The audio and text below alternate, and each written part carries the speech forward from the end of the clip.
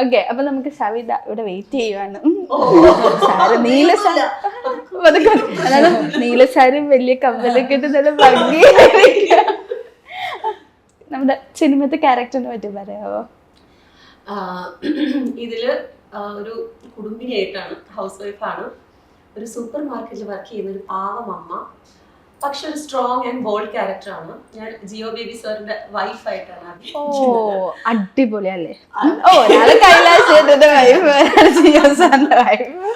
അപ്പോ ജിയോ ബേബി സാറിന്റെ കാര്യം പറയുമ്പോ ഞാൻ ആദ്യമായിട്ട് കണ്ടപ്പോ ഞാൻ വിചാരിച്ചു സാറ് എങ്ങനെയാണ്, കാരണം നമ്മള് സാറിന്റെ അവരുടെ മൂവീസ് എല്ലാം കണ്ടിട്ട് എങ്ങനെയാണ് ആളെന്ന് അറിയില്ലല്ലോ.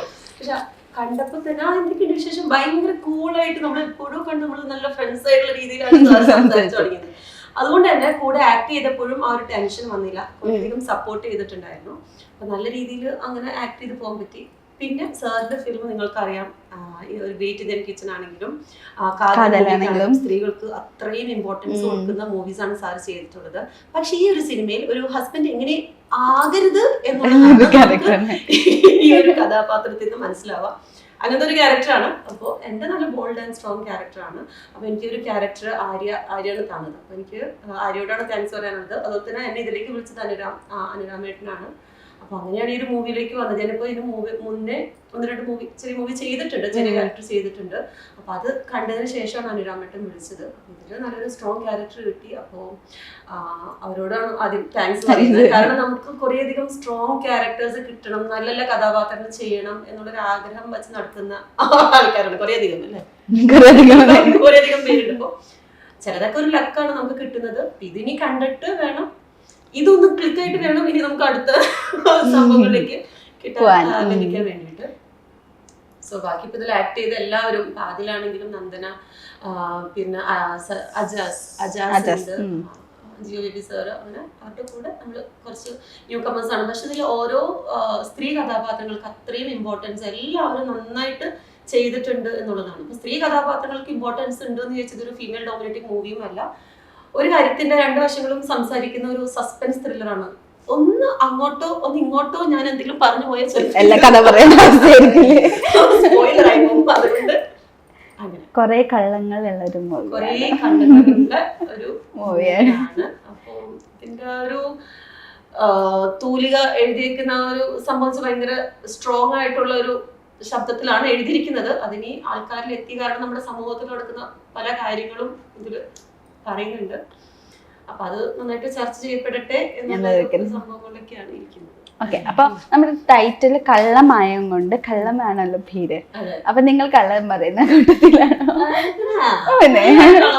ചേച്ചി ആലോചിക്കുന്നത് ഇല്ല, ചേച്ചി സത്യം മാത്രം പറയുള്ളൂ. അതിപ്പോ ഓപ്പൺ ആയിട്ടുള്ള പറയുമ്പോ നമുക്ക് മനസ്സിലാവും. ഞാനൊരു കള്ളി ആവുന്നുണ്ടോ, ഞാൻ സത്യം പറഞ്ഞിട്ട് ആരും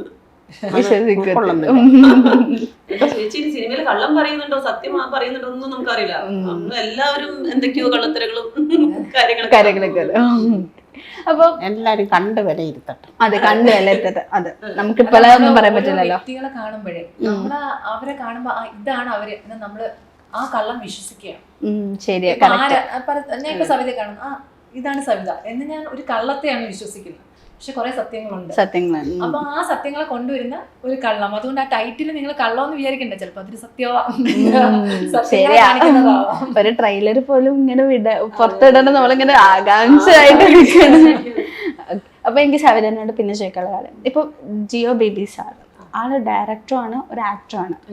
അപ്പൊ ഇപ്പൊ കൂടെ ഒരു പേരായിട്ട് അഭിനയിച്ചു എന്നുള്ളതുകൊണ്ടാണ് ഇപ്പൊ ആ സവിതയ്ക്കാണെങ്കിൽ ആളെ ഇപ്പൊ അഭിനയിക്കുന്ന ഒരാളായിട്ടും അറിയാം, ഡയറക്ഷനും അറിയാം.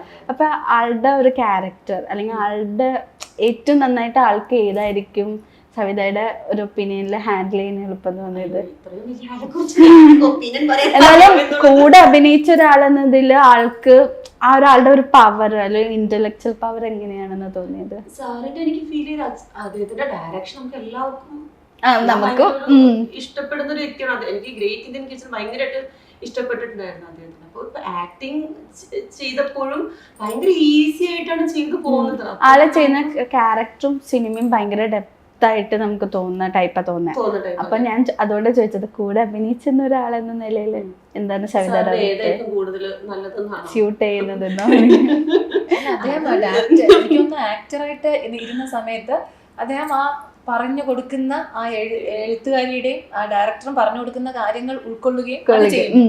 പുള്ളി ഡയറക്ട് ചെയ്യുമ്പോൾ പുള്ളിയുടെ തോട്ട്സ് ആയിരിക്കുമല്ലോ, പക്ഷെ പുള്ളി എല്ലാം എന്താണ് സരസമായിട്ടാണ്. കാരണം നമ്മൾ ആദ്യം പരിചയപ്പെടുമ്പോൾ കാതലിന്റെ ഡയറക്ടറാണെന്നൊക്കെ പറയുന്നത് ഞങ്ങൾക്ക് ഭയങ്കര ഇഷ്ടപ്പെട്ടു. കാതൽ എന്നൊക്കെ പറയുമ്പോൾ പുള്ളി സരസമായിട്ട് നമ്മളെ കളിയാക്കിയെന്ന്, അതൊരു വലിയ സംഭവം അല്ലാത്ത പോലെയാണ് പുള്ളി ചെയ്തത്. പക്ഷെ നമ്മൾ പൊതുവെ പറയാറില്ലേ, ഭയങ്കര ഇപ്പൊ ഡയറക്ടേഴ്സ് ഒക്കെ ആണെങ്കിലും ഇത്രയും സീരിയസ് സബ്ജക്ട് ചെയ്യുന്നവരൊക്കെ ഭയങ്കര സീരിയസ് ആയിരിക്കുന്നത്. പക്ഷെ ആ ഒരു ഫീൽ ഒന്നും ഉണ്ടാവില്ലല്ലേ? ഞാൻ അങ്ങനത്തെ ഒരു തോട്ടിലാണ് സാറിന് ആദ്യം കണ്ടത്. പക്ഷെ ഭയങ്കര സിമ്പിൾ മനുഷ്യനാണ്, ഭയങ്കര ഡൗൺ ടു എർത്ത്. ഇദ്ദേഹമാണോ ഇത് ചെയ്തത് എന്നുള്ളൊരു തോട്ട്. ഇത്ര വലിയ വലിയ മൂവീസ് കാതൽ ഇതൊക്കെ ചെയ്തത് ഇദ്ദേഹം തന്നെയാണോ? പക്ഷെ ചോദിച്ച ചോദ്യത്തിലേക്ക് വരുമ്പോ എനിക്ക് തോന്നുന്നത് സാർ രണ്ടും ഹാൻഡിൽ ചെയ്യാൻ പറ്റുന്ന ഒരാളാണ്. ഇത് പറഞ്ഞതുപോലെ തന്നെ ഡയറക്ഷൻ എന്ന് പറയുമ്പോൾ അദ്ദേഹത്തിന്റെ ഒരു തോട്ട് പ്രോസസ്സിൽ അദ്ദേഹത്തിന് എങ്ങനെയാണ് വേണ്ടത് അത്രയും സ്ട്രോങ് ആയിട്ട് ചെയ്യുന്നത്. അപ്പൊ ആക്ടിങ്ങിലും അത്രയും സ്ട്രോങ് ആയിട്ടും ഭയങ്കര സിമ്പിൾ ആയിട്ട് കാര്യങ്ങൾ ചെയ്തു പോകുന്ന ഒരു മനുഷ്യനാണ്. അപ്പൊ അദ്ദേഹത്തിന്റെ കാര്യത്തിൽ ഞാൻ എന്താണ് ഒപ്പീനിയൻ പറയേണ്ടത് എന്നുള്ളൊരു ചെറിയൊരു കൺഫ്യൂഷൻ. കാരണം രണ്ടും നമുക്ക് ചൂസ് ചെയ്യാൻ ഭയങ്കര ചില ആൾക്കാരുടെ കാര്യത്തിൽ ചൂസ് ചെയ്യാൻ ഭയങ്കര ബുദ്ധിമുട്ടായിരിക്കും. ചിലരുടെ കാര്യത്തിൽ പഠിക്കുന്ന നമുക്ക് അതെനിക്ക് ഓപ്പണായിട്ട് പറയുന്നതുകൊണ്ട് കുഴപ്പമില്ല. പക്ഷെ ഇദ്ദേഹം രണ്ടും നല്ല രീതിയിൽ തന്നെ ചെയ്തു പോകുന്നത്. അങ്ങനെയുള്ള ഒരാളാകുമ്പോ നമുക്ക് എന്ത് പറയും അങ്ങനെ ഞാൻ ആലോചിക്കുന്നത് എന്തിനീ സിനിമയിൽ പറയാം. പക്ഷെ നല്ല രീതിയിൽ ചെയ്തു അദ്ദേഹം. നല്ല ആക്ടിങ് ആയിരുന്നു. കുറെ അധികം കണ്ട് പഠിക്കാനും ഉണ്ടായിരുന്നു.